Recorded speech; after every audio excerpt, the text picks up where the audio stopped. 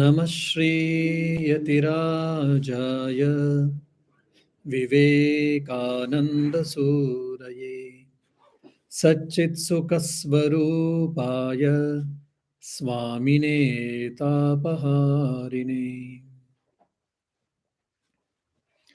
Dear devotees, we are all having a interesting topic, that is science of focus. Most of us, we complain that we lack focus. And many times, many do come and ask us, how to focus, Swamiji? You focus, that's all. How to focus? Reduce the distractions, reduce the unwanted things. Today, present science and technology, we are able to go to the different planets. Probably in no time we'll be able to go to the different galaxies even today. Probably short while, no doubt. Thanks to science and technology. But maybe unfortunately, we are not able to give enough time to ourselves, to our own instruments called body, mind, emotions, and spirit ourself. Many times we are obsessed with the external growth so much we don't give enough time to internal growth. That is a reason, one of the main reason we suffer from all the psychosomatic problems today what we are facing at large. The mind is a wonderful instrument given by the God. If that is tamed properly, if that is handled properly, I can achieve anything and everything. I don't need anything else actually. So if your mind is in your hand, if you are able to manage your mind, then you will have a self mastery, then you can do anything and everything. So only problem is we are not able to handle our given instrument called the mind. Mind is like a container actually. Say there is a static container and it has not been taken care properly. It is filled with water, all type of dirt. Though that container has got a water which we could have been used for drinking and for washing and cooking, since there is a lot of dirt, trash has fallen there, we are unable to use the water. So similarly, this mind is a wonderful container, but ideas, thoughts, desires, passions, and so many wanted and unwanted, desirable, undesirable things we have filled, and we have made our mind as a garbage. Because of that, we are unable to concentrate, we are unable to focus, we are unable to dedicate, we are unable to have a self mastery. We are supposed to be the masters for our mind, for our emotions, for our will, for our feelings. But unfortunately, we have become the slaves of our own mind. Why? Because lack of control. Why? Because of garbage or unwanted things or impurity or whatnot. So, if you have to take care, if you have to achieve the focus, then you have to maintain the wonderful instrument called mind. Probably when mind management under the title, probably few months before, I had discussed. The Indian psychologist, 2,500 years before, Patanjali describes beautifully the states of the mind. Just I will mention and I will go it. We have got 5 states of mind, only one mind, but 5 states we have got. One is called, first state is called Mudha, it is deluded, confused. What to do, what not to do, I don't know. I'm totally confused. No clarity of thinking at all. Mudha.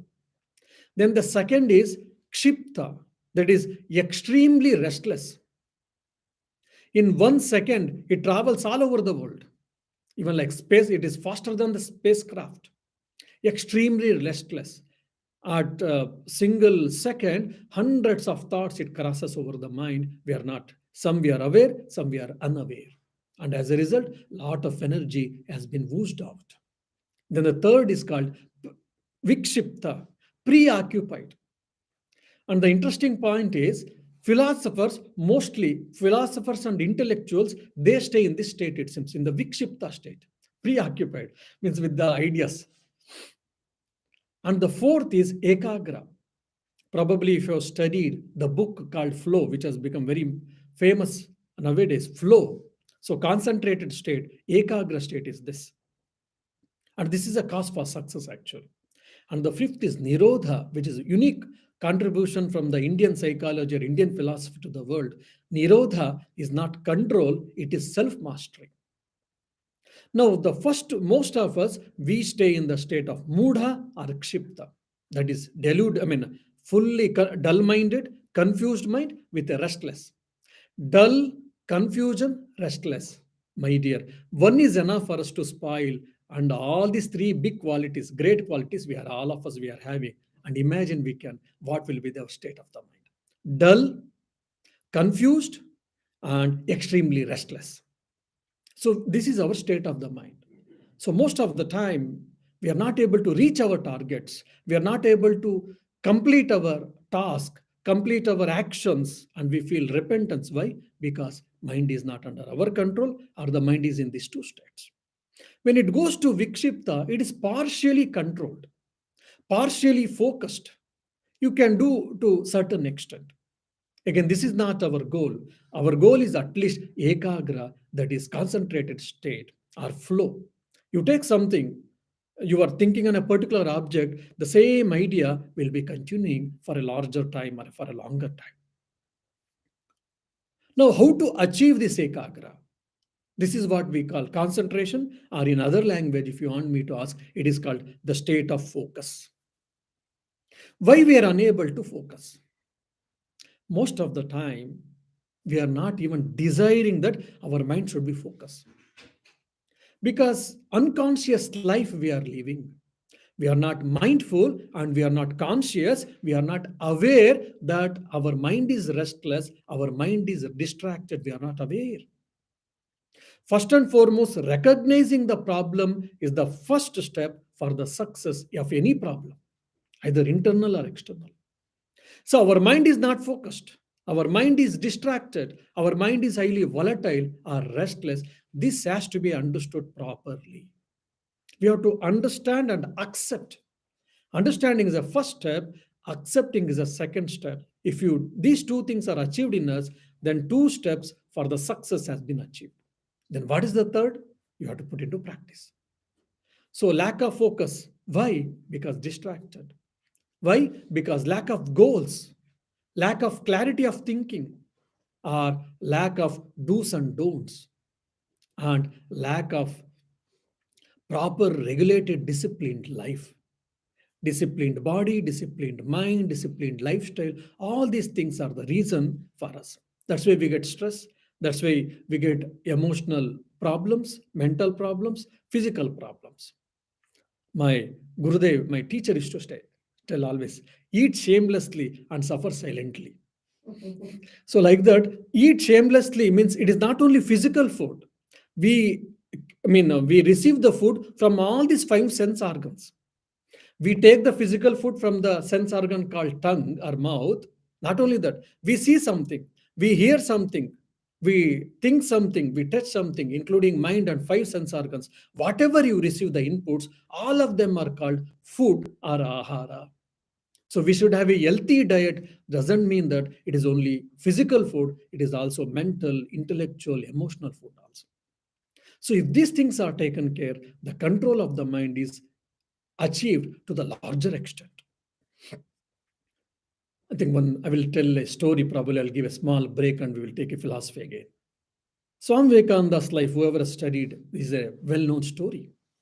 When Swami Vivekananda was staying in a Meerut, western part of the India, his brother disciple, Swami Akhandanandji, used to go to library and used to bring one encyclopedia. The first day, volume 1 was brought. Second day, it was returned, and second volume was borrowed. Third day, second was returned, and third was borrowed. Fourth day, fourth volume is borrowed. Fifth day, fifth volume is borrowed. The librarian got annoyed. Swami, you are taking this encyclopedia. At least for God's sake, you read few pages and afterwards you return. Please don't show us, or please don't try to prove to the world that you are a voracious reader. I know that no one can read this encyclopedia, even half of it, or in a day. Swami Akkananji said very clearly or sincerely, look, I'm not borrowing this book for me. This is for my brother disciple, that is Swami Vivekananda. The librarian said, whoever it may be, you inform him, your brother monk, let him read, and afterwards, at least a partial, then you can return it back. Then Swami Akkananji went back and he narrated the whole thing. Swamiji laughed at it and he said, tomorrow I shall come along with you, or I will accompany you. Then the next day, Swami Vivekananda also accompanied with Swami Akkananji. The librarian understood why two monks are there today in the library. Then librarian started asking him in a rebuking tone. Swami Vivekananda smilingly said, look, my dear, till now, what are the volumes our brother monk has borrowed? Kindly keep it on the table. You pick up a volume randomly and you open a randomly page, and whatever topic has discussed, you can ask. So he gave an open challenge. Swami Vivekananda gave open challenge to the librarian. Then librarian first he thought probably better not to get into all these things. Then again suddenly he felt that no, probably because he thinks that I will not ask, that's why he's probably is putting a challenge or whatever. I should test it and I should prove that he's wrong and I am right. Then he picked up a particular volume randomly and he opened a page randomly, and whatever the topics were discussed in that particular page, he named the topic and he named the topic and asked to explain or define or brief. Swami Vivekananda not only just he gave some ideas, he didn't do that. Rather, he started telling every sentence verbatimly what was in the encyclopedia. When the answer was finished by Swami Vivekananda, you can imagine what would have been the reaction of the librarian. Librarian had starting profusely. How is it possible? Photographic memory. Just like when we take either through camera, DSLR camera or phone, we take any object, it captures everything. But whereas we will not be able to capture in such way. So how is it Swami Vivekananda, just randomly I asked, verbatimly, line by line, sentence by sentence, he is able to tell. He dumbfounded and he asked, Swami, how is this possible? How do you achieve this? Then he said, look, it all depends on the concentration of the mind or focusing the mind. Now, how to do that? Swami Vivekananda or elsewhere, I think either Swami Vivekananda or elsewhere I have read that. First, we have to start trying to focus. How? Whatever the work we do with interest, as much as possible, we should give our mind completely with interest and with the zest, we should start doing it. First point. This is a natural or a very common idea. Now, with respect to study or reading, Swami Vivekananda said that first we should start letter by letter. Like a child when starts learning, when you say apple, A, P, P, L, E, apple, like that we read or we learn. Every one of us during our childhood. So initially we start reading and understanding letter by letter. Then slowly, when we grow, probably third standard or fourth standard, then we go word by word. This is a table.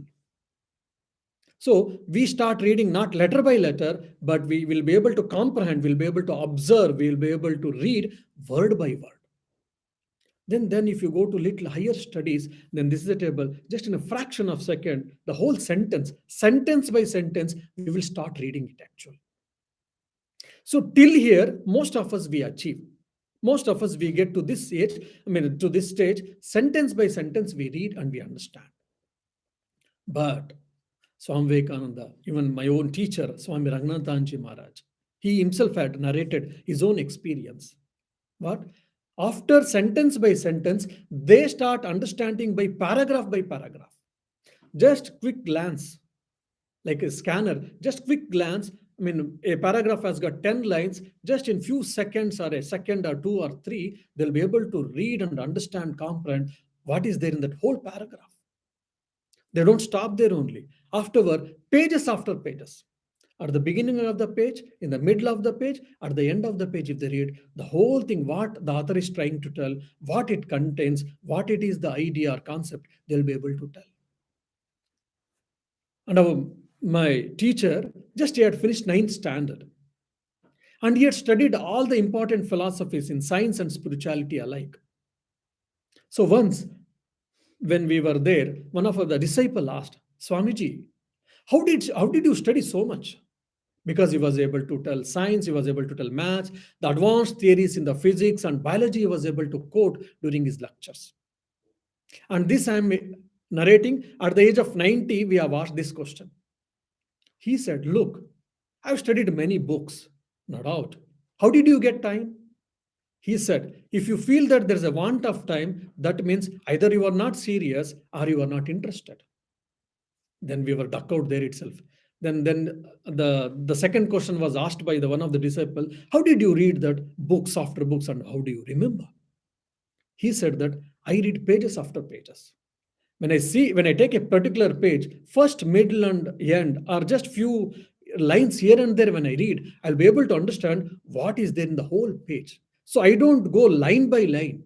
I go paragraphs after paragraphs or pages after pages. That's why in very short time, I'll be able to read the book. So this is the power of the mind. And like Swami Vivekananda and all, probably few pages in the beginning, few pages in the middle, and few pages in the end. If you the continuous story, if they read, they'll be able to understand or they'll be able to comprehend the whole book. And this power is there not only to Swami Vivekananda, not only Swami Ranganathanji, or not only for like Albert Einstein or Newton or whatever. It is there inherent in all of us. But only we should make it. We should practice. We should manifest it. And how it is possible? Swami Vivekananda has given three things. One is purity of the mind is required. The second is the power of concentration. The third is unflickering attention. When we are studying some book, knowingly or unknowingly, our mind will be brooding on something else. Say, I'm supposed to, now I'm at the morning, I'm reading, say, for an example, at 7 a.m. I'm supposed to meet my friend at 9 a.m. That's fine. But 7 a.m. sitting as a probably had a timetable at the 7 a.m. I'm supposed to study and I'm sitting for study and my eyes are reading, eyes are sending the information to the mind. Part of the mind is there and the part of the mind has been carried over with the thought that I will be meeting my friend at 9 a.m. What should I talk or what he will talk, what we will discuss, which hotel we will go, where we'll have our coffee or what not. So the part of the mind will be thinking something else other than the study. Then what happens? Our focus is diverted. Our attention is diverted. Then the knowledge what we gain, it is not complete. A concentrated mind, if he reads a book, one or at the most two times is enough to understand the whole book. But for us, I read a chapter, I understand something. Second time I read the same chapter, I got a better understanding, and I came to know that few points I was unable to grasp. Third time when I make again reread, then I understand things better and probably more deeper meaning, whatnot. Why? Because my mind is not focused. My mind is not concentrated. My mind has been diverted. But if it has been focused like a convex lens, then you can achieve anything and everything. That is the power of the mind. Now, how to achieve it if you ask? Simple is you have to stabilize the mind. For an example, there's a pond and it is a summer, quite sunny day, water is pure, clean. So if you just peep into it, you'll be able to see the bottom of the pond. And someone has thrown few euros coins, then you'll be able to see even the coins which is at the bottom of the pond. And either you or someone threw a stone on the pond to the water, then there will be ripples. A stone, when you throw just it starts a ripple, it creates a ripple and it goes and sinks. The stone sinks into the bottom of the pond, but that one ripple, it creates second.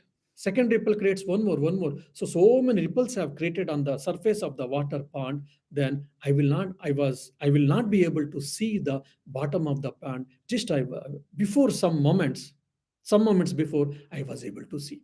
Why? There's a disturbance in the surface level of the pond, or there is a disturbance on the water surface. So similarly, so many thoughts are gushing in our mind, or consciously or unconsciously, mind is not stable. Since mind is not stable, we are not concentrated, we are not focused. Just like when, because the water was shaky, so many ripples, I was unable to see the base, I was unable to see the below of the pond. So similarly, I will not be able to understand myself. Power of judgment goes down, power of understanding goes down, power of concentration, focus goes down, everything goes down. All power I have got, but because of distractions, it is not achieved. So, what you should do, stabilize the mind. For stabilize the mind, the first step is whatever you do, you should love it. That's why Swami Vivekananda says, if you want to be the cobbler, never mind, but be the best cobbler. If you want to be the blacksmith, never mind, but be the best blacksmith. Try to become the best blacksmith. If you want to be the politician or statesman, never mind, but you try to be the best statesman. How? Swami Vivekananda says, manifest the divinity. He gives Siddhanta Vakya. But in practical sense, if you ask me, then I say, whatever you do, you start loving it. Maybe sweeping the floor, or hoovering the floor, or meditation, or cooking, feeding someone, talking with someone, whatever the work, or teaching or whatnot, whatever the work you do, don't take it as a burden. Don't consider it as a cumbersome. Rather, start enjoying it. Once you start enjoying, what happens? Your mind automatically gets focused. How? The question may come for us. Simple. Thing is, I think rugby match is going on now. Who loves rugby match? When we are watching the rugby match, what happens? There is a sometimes call, or there is some sound from the mobile because some message has come. I didn't hear at all because I was completely concentrated. My mind was focused in watching the rugby match or cricket. Say, for an example, cricket, last over is happening. There is a very tight thing. 2, 3 balls are there. It is a win over. Then a bell rings, or the mobile rings, or someone is calling in the house, hey, come, like that. We don't hear anything. Though we hear, we don't give any attention. Why? Our mind is completely focused. What will happen? What will happen? What will happen? Because I love cricket or I like it, my mind is completely focused. Now, for argument's sake, I sat for meditation. Then one ton sound, very minimum sound, just very ton sound happens. Immediately, I come into consciousness. Oh, sound happened. Whether it is important message, or did someone come in front of the door? I should be careful, otherwise burglars can come. So all type of reasons our mind tries to give, and mind makes sure that I will get up from the seat of the meditation and I will see something and I will get distracted from the meditation. When I was watching cricket, no sound disturbed me, no sound distracted me. But when I sat for meditation, where my mind was supposed to be more focused, but a small, minute sound was enough to distract my mind. I like meditation, no doubt, but probably I am not loving it. As a matter of, because Swami has said, scriptures have said, he has said, she has said, we have to do meditation as a knowingly or unknowingly, consciously or unconsciously, as a force thing, as a just as a do and don'ts or whatever. As a matter of rules and regulations, I'll be sitting for meditation, not with love. I'm not enjoying my work or meditation. But since I was enjoying the cricket, watching cricket, so there was no problem for concentration at all. So the first step is try to stabilize the mind. How to stabilize the mind? Try to love whatever you do. You are working in the computer, you are writing code for some program, or you are trying to fix the bugs, you are studying, you are meditating, you are eating, you are chatting with somebody, whatever the work you do, activity, but give complete mind there and like it, be responsible, keep doing it. Focus is automatically, attained. Now we shall try to go a bit detail. And there is a beautiful saying, I don't know how many of you have heard. When the instincts are controlled, it becomes reason. When the reasons are regulated, it becomes inspiration. And when the inspiration is also under control, that becomes realization. But most of us, we live at the level of instincts. That's why mind is volatile. And when it becomes reasonable, rational means what? It is again partially focused. And when it becomes inspirational, it is more focused, it is more goal oriented, with full of zest.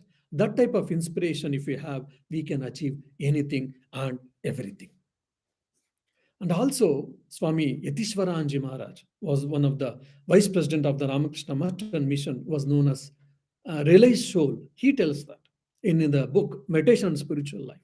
Look, if you want to meditate for half an hour, if you want to have a qualitative meditation for half an hour in every day, then 23 and a half hours, whatever is left out, you have to prepare your mind for this half an hour. Means concentration, it is not simply attained at all times. How do you think? How do you work? What your attitude? What is your perceptions? And what do you get impulses from the external world? All things are very important. You have to take care of the inlets. Take care of the food, physical food, mental food, intellectual food, spiritual food, emotional food, whatnot. All of them you have to take care. Now, so means in a simple sentence, Swamiji's, we can take it: be good, do good, see good. This can be the essence. Now, so whatever the inlets you take, which is called food or ahara in Sanskrit, that is very important, I said. Now, have I got any freedom in that?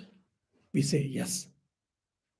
Physical food or mental food or what type of food you take, you are the responsible for that.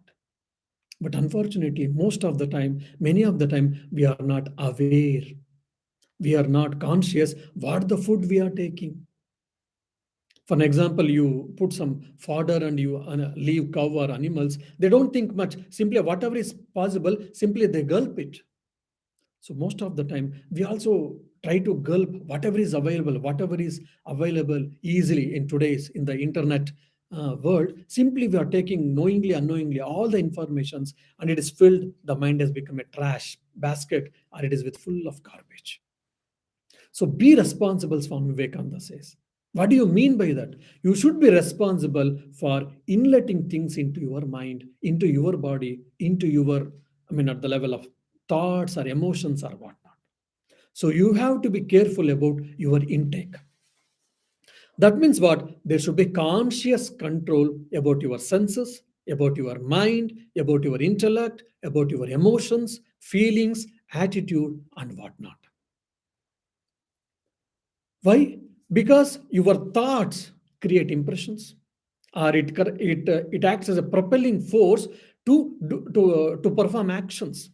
When you do perform actions, the actions produce results. These results can be classified into two ways. One is fruits of action. Good actions are called luck. Good actions result. Bad actions results are called bad luck or ill luck. Not only that, it also creates impressions in your mind.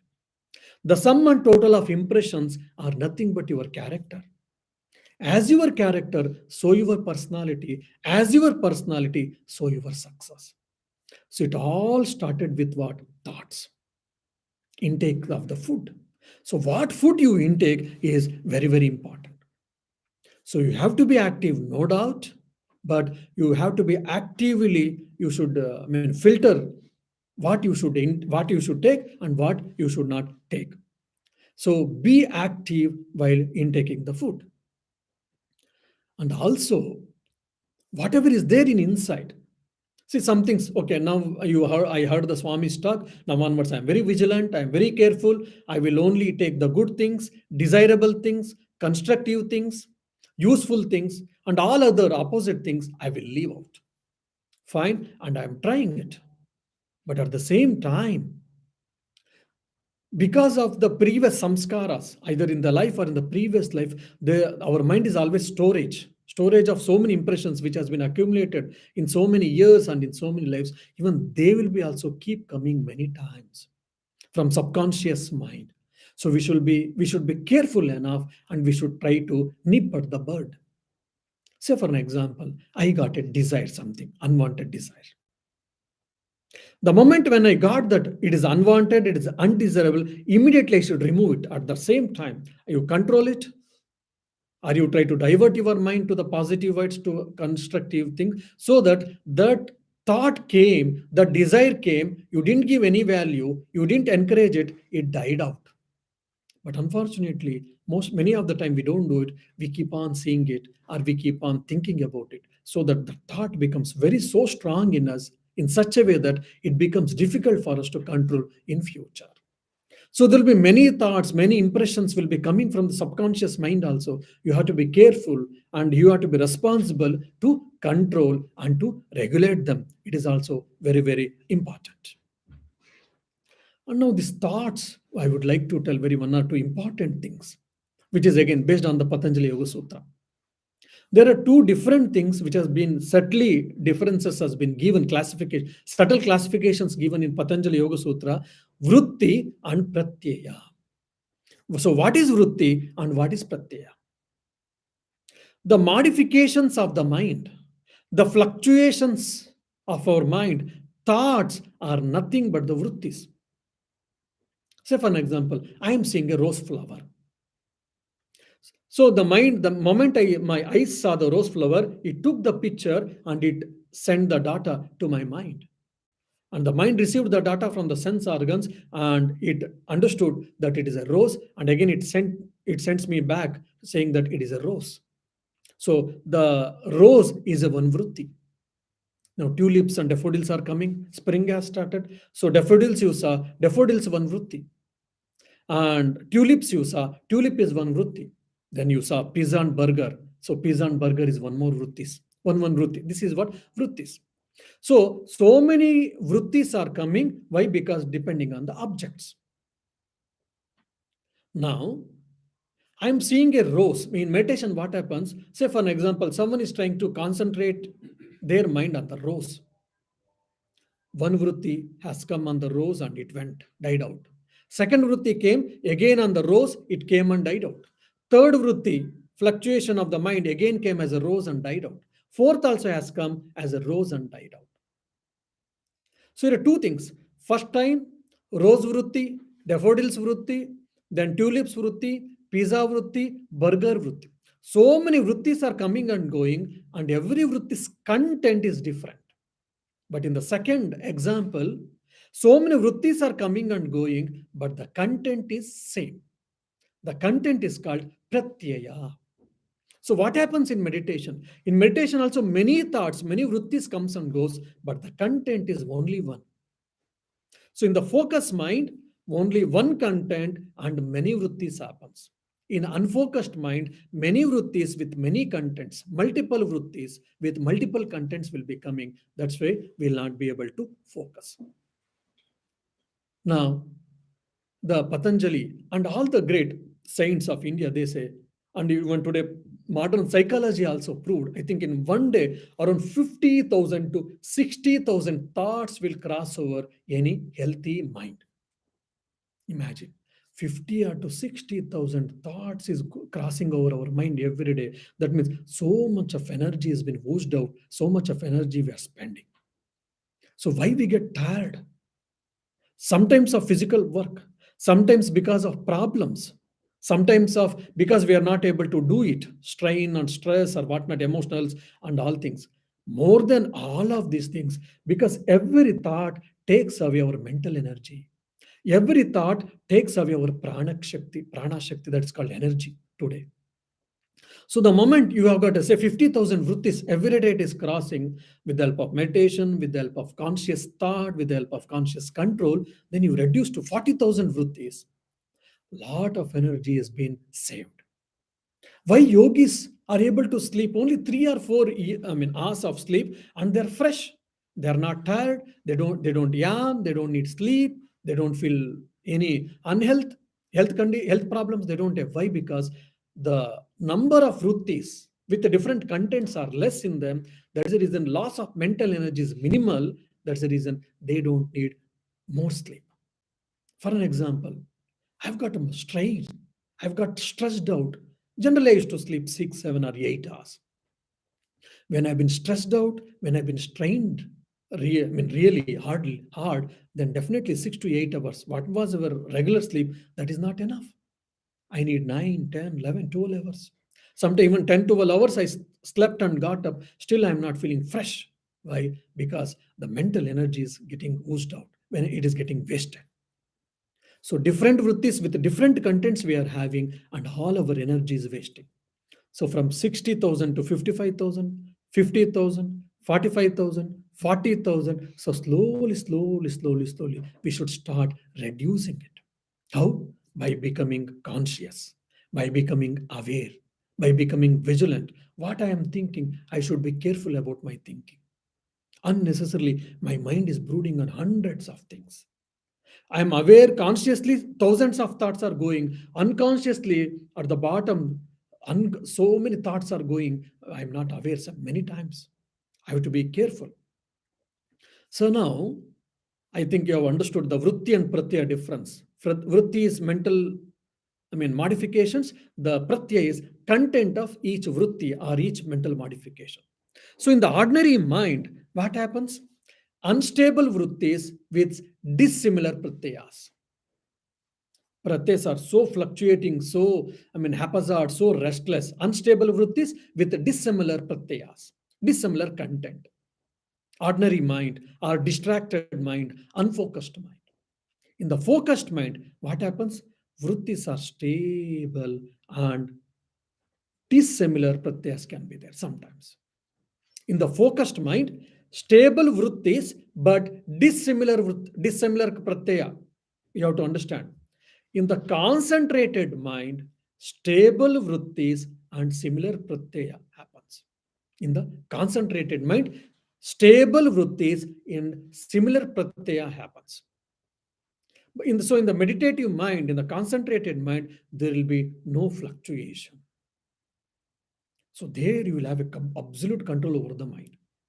So this is what the difference between skill and calmness of the mind.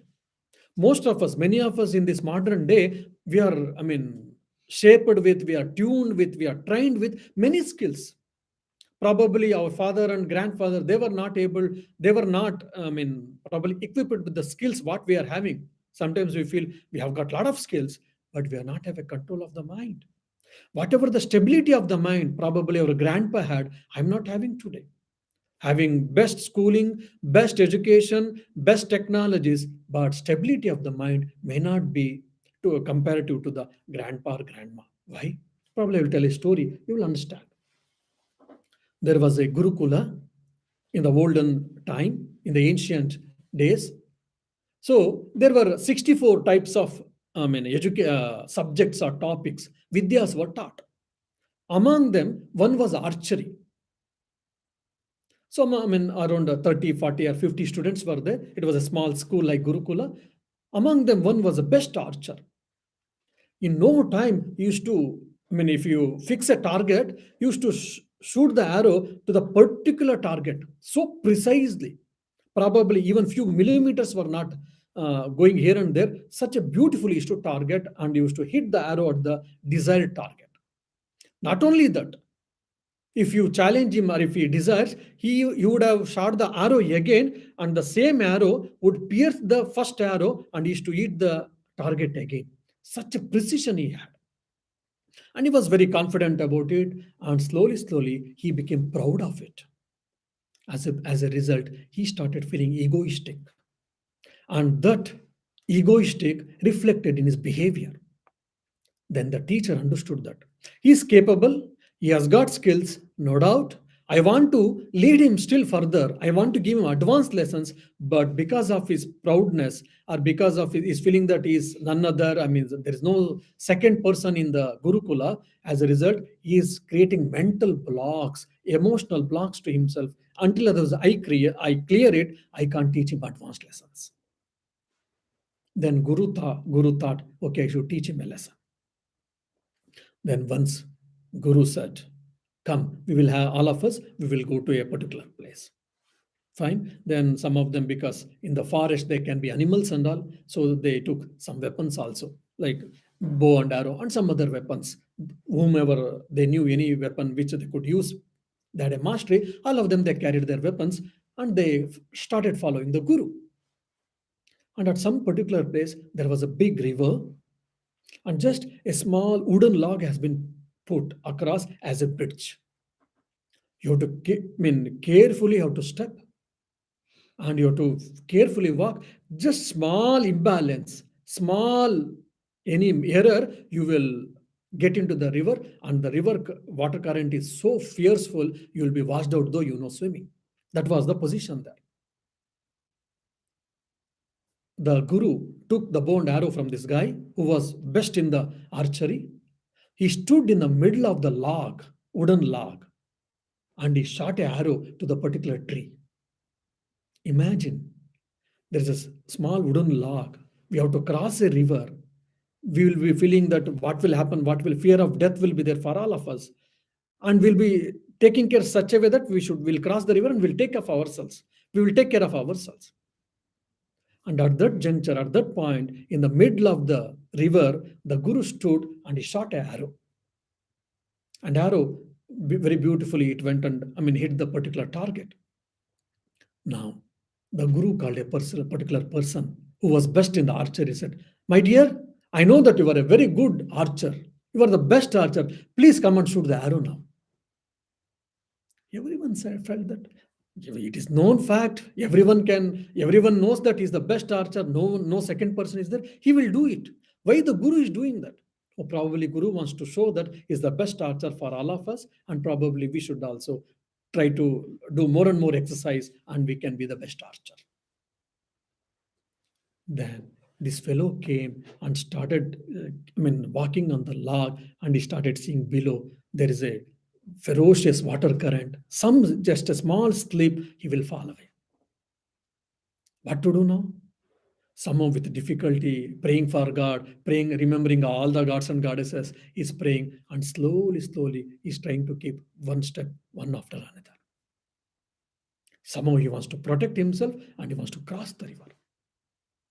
And Guru says, "Take the bow, arrow. I know that you are a good in archery. Whatever the arrow I've hit, you have to break it now." Now, he has got so much fear, so much phobia. His mind is restless. His mind is not, stable. He knows that he cannot do it, but out of respect, out of reverence for his guru, he cannot say that, "Oh, Guru, I want to take care of my life. Let me see after shooting arrow and all." He couldn't say that out of respect. He took the bow and arrow. He did shot, but it didn't go even near the arrow. It went in some other side. Just it got distracted and it went, and it went to some other place. Everyone were dumbfounded. What happened to this man? He was one of the best person. Okay, at least if it didn't pierce the arrow, it would have gone nearby somewhere. What happened to this student today? Then the guru caught hold the student and he led him out. And he crossed the river. He asked him, "Just stay calm for 5-10 minutes." And he said, "Nothing has happened now. No problem for you. There is no life threatening. Just be calm. Feel yourself you are safe and secure and no problem for your life." And 5-10 minutes he allowed. And 5-10 minutes, by the time his mind became relatively calm. Then Guru said, "Take a bow and arrow, and now you try once more." Then this time when he tried, at least it didn't pierce the arrow, but he was able to shoot the arrow near the target. Then the Guru started explaining, "My dear, skills are very important in our life, no doubt. Vidya is very important in our life, no doubt. But along with this, emotional maturity, calmness of the mind, stability of the mind is also much more. You knew the skill, archery skill, no doubt. That's why you were able to do it. But when I asked you to shoot the arrow, standing on the log, you were not able to. Why? You were not able to hit the target. Why? Your mind was not stable. It was highly volatile. Since it was highly disturbed, highly volatile, though you knew this, you had the skills, you knew the knowledge, you had the knowledge, you were unable to hit the target. So you have to stabilize your mind. You have to keep your mind stable at all times, at all given circumstances, at all challenging situations. Then only you can become the best archer. So the Guru taught him the big lesson. So most of us, many of us, we experience lot of problems. We experience lot of situations in our life. Lot of ups and tides, ups and downs, happy, unhappiness, difficulties and favorable, unfavorable circumstances. It keeps on coming for us. Neither you can avoid most of the time, nor you can say that I don't want. It comes, we have to face it, we have to rise. All these times, the moment if you can have a stability of the mind, then you'll be able to understand the nature of the problem, you'll be able to implement the solution, and you'll be the successful person. That is possible when you attain the state called nirodha. That is what? Self mastery. Anyhow, that is a different issue. We'll not go. At least when your mind has got stable vrittis with the dissimilar pratyayas, that is a focused mind. And when it is concentrated mind, means stable vrittis with the similar pratyaya or only one pratyaya, that is the meditative mind. So why should we do meditation? So to have that stability of the mind, similar pratyaya and similar and stable vrittis to achieve it. So more and more you try to focus your mind, try to learn good habits, healthy habits. Intake should be healthy also. And whatever is there inside, it should be cleaned as much as possible. Then you will be able to get the focus. And the duration of attention, if you can extend, then you can attain the focus. Say, for an example, I will ask you just probably 1 second or 2 seconds, just think of God or think of yourself or blank your mind. 1 or 2 or 3 or 5 seconds, probably most of us we can do. But afterwards may not be possible. Then slowly, we should start extending this duration of this attention. 1 second, I'm able to think the desired object and no other thought, no other single thought, no other second thought I'm able to do for 1 second. If say, then it should be increased by 2, 3, 4, 5 seconds, 10 seconds, 60 seconds, 120 seconds, 200 seconds. So the duration of the attention should be slowly it should be increased so that your mind gets focused, so that you will be able to try to get the concentration. For that, what you should do? You should start paying attention for every minute details. As Swami Vivekananda says in his Karma Yoga lectures, you should start paying complete attention for whatever you try to do. That is what we explain in Pratyahara in the Ashtanga Yoga.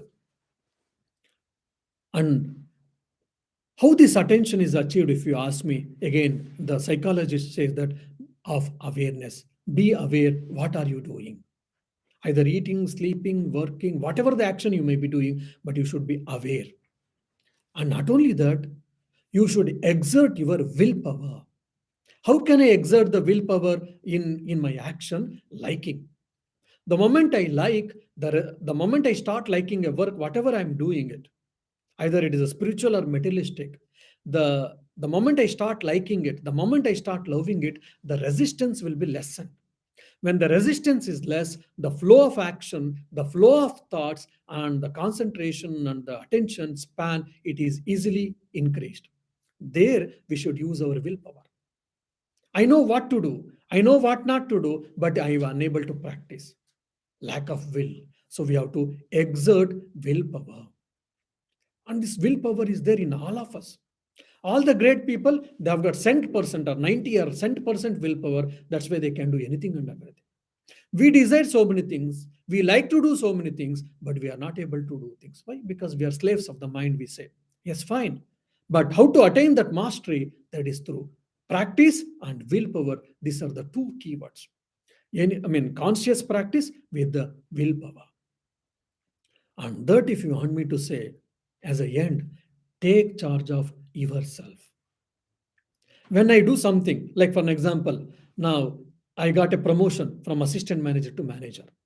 If someone comes and says, Swamiji, today I became a manager. I got a promotion from assistant manager to manager. Oh, good. Congratulations. How did you get it? Or how did you achieve it? Swamiji, so much I struggled. And probably we'll narrate how much we tried, we labored, we struggled in our life, all things just like a dramatic way, like we can short a movie, probably will tell it. Fine, I don't say no, I don't deny it. No, suddenly, God forbid it should not happen, but for argument's sake, someone was assistant manager. And because of some reason, he got demotion.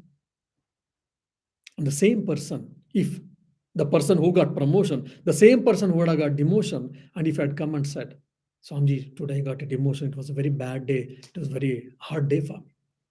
And if I ask same question, who is it? Sorry to hear this, why it happened? Oh, because of the boss, because of the manager, or because of some situation, because of my colleague, or because of my team leader, or because of the CEO of the company. So I will give n number of reasons and n number of people as a cause for my demotion. But when come for promotion, we all, it is a general phenomenon. I'm not, telling anything good or bad, right or wrong. I'm not giving any judgment. But this is what we do, all of us. So what I mean to say, take charge of yourself. If you are a successful person, you are the reason, you are the cause, primary cause. Parents, children, guru, teachers, students, colleagues, friends, all are secondary causes. You are the main cause for your success. And it is so important, it is so truth, so clear. You are also similarly cause, reason for your failures. You are the cause for your success. You are the cause for your failures. So this we have to understand, and we should take charge of ourselves so that we will be vigilant, we will be aware, we will be careful in our actions, careful in our time spending, all these things. So focus is easily attained. What I am doing, I'm doing desirably, I'm doing undesirable. So this constant thinking and constant vigilance should be there. Then it is not that immediately you'll be able to control the mind. At least unnecessary things can be avoided to the larger extent. Because of unconscious living, lot of our problems are existing in our life, either materialistically or even spiritually. So we should live a conscious life. That's why, when Swamiji, when I was discussing, initially he told me a few years before, initially I didn't understand. It took some time for me also to understand that we are consciously living unconscious life. We are consciously living unconscious life. We have to shift ourselves from here to the stage. We have to live consciously the conscious life. Mindfulness, conscious, awareness, all these things are synonyms. So we have to live the consciously conscious life. Then all our problems can be reduced and we can achieve whatever we want. Then you say alertness, you can say calmness, you can say vigilance, you can say mindfulness, you can say awareness, conscious, what all, they're all synonyms. But you should take care of yourself and you should try to be conscious of your thinking, conscious of your actions, conscious of your spending, physical or mental energies. Then many things can be achieved, many things can be avoided, and you can be the successful person. And that power is not someone's property. That power is only possible, it is hidden in someone and not us. We are ordinary mortals. Oh no, it is not. No, it is there hidden in every one of us. We have got that infinite power, only we have to manifest it, we have to exercise it. For that you need a willpower, you have to have a practice, and you have to be conscious and vigilant. So all these things can be put in one sentence or few words. Take charge of yourself. As Swami Vivekananda's words, if you want me to re-echo, you are the creator of your own destiny, not anyone else. May Swami Vivekananda bless all of us so that we shall take charge of ourselves and we shall be the successful people by having more and more concentration and focus. Om Shanti Shanti Shanti Hari Om Tat Sat Shri Rama Krishna Arpanamastu. Yeah, any questions? So, Swamiji, multitasking. here, if we do not multitask, we are always forever will be lagging behind. You do so many things, and the time is always limited. So, is multitasking an antidote, or I mean, like, if we multitask, are we losing focus, or Yeah, it is a very interesting topic actually. But mostly psychology says multitasking is not possible, because like two matter cannot occupy the same place, so mind cannot do two things at a time actually. But the, what do you say, the shift of the mind between two work is so probably very fraction of second, a fraction of multiple second, multi-second, milliseconds, will not be able to understand. That's why we say at a time I am doing many things, but otherwise multitasking is not possible, only it shifts. But from the concentration point of view, from the meditation point of view, from the concentration point of view, from the focused point of view, definitely multitasking cannot be done.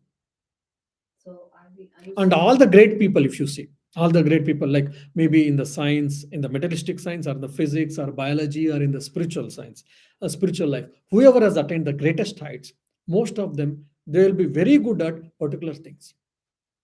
That will be their strength actually. Like for an example, someone is good at Patanjali Yoga Sutra. Probably he might have studied for 20, 30 years Patanjali Sutra time and again, and he became the master of it.